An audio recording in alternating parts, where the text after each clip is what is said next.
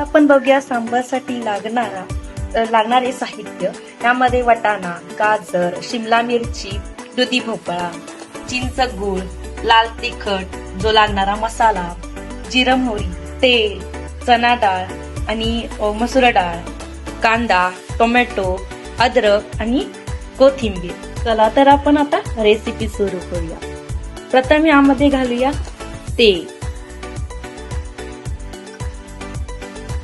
तेल गरम झाल्यानंतर ना त्यामध्ये घालूया जिरं आणि मोहरी. छान असं तडतडून घ्यायचं जिरं मोहरी. मग घालू यामध्ये आलं लसूण पेस्ट, कांदा,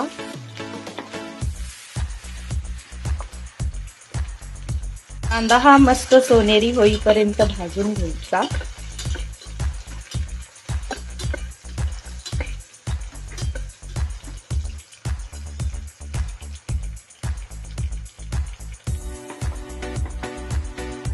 मग यामध्ये घालूया आपण टोमॅटो,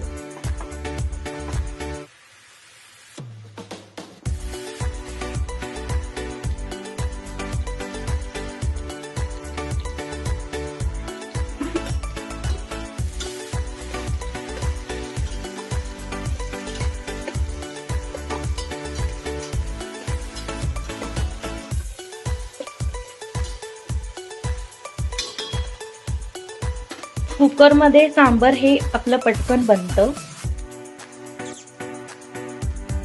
मग यामध्ये घालूया आपण सगळ्या चिरलेल्या भाज्या,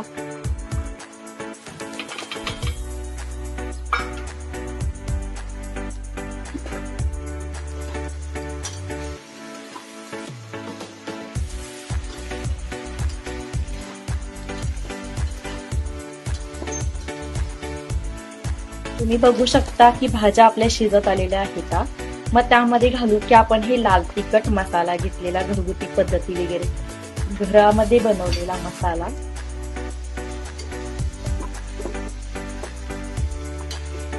हे छान असं हलवून घ्यायचं आहे.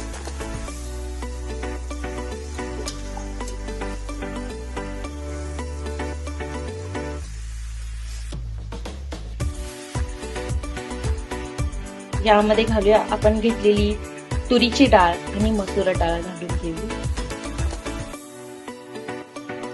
ते छान मिक्स करून घ्यायचं.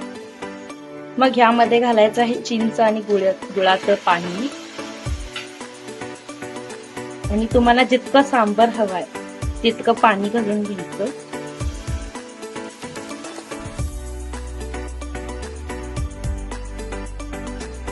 मग घालायची कोथिंबीर, हिरवी चिरलेली, बारीक चिरलेली कोथिंबीर.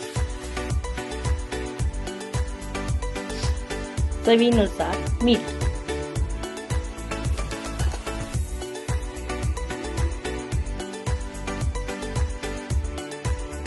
टोपण लावलेला आहे आणि आता ह्याच्या 4 शिट्ट्या करून घेऊ. बघा सांबर आपलं शिजलेलं आहे. रवीना असं मॅश करून घ्यायचं आहे सांबर.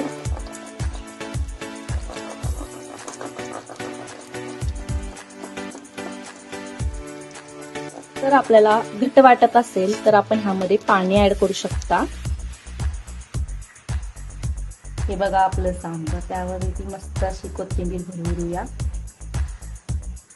इडली सोबत सांबर खाऊ शकता किंवा डोस्यासोबत सुद्धा खाल्लं तरी चालेल.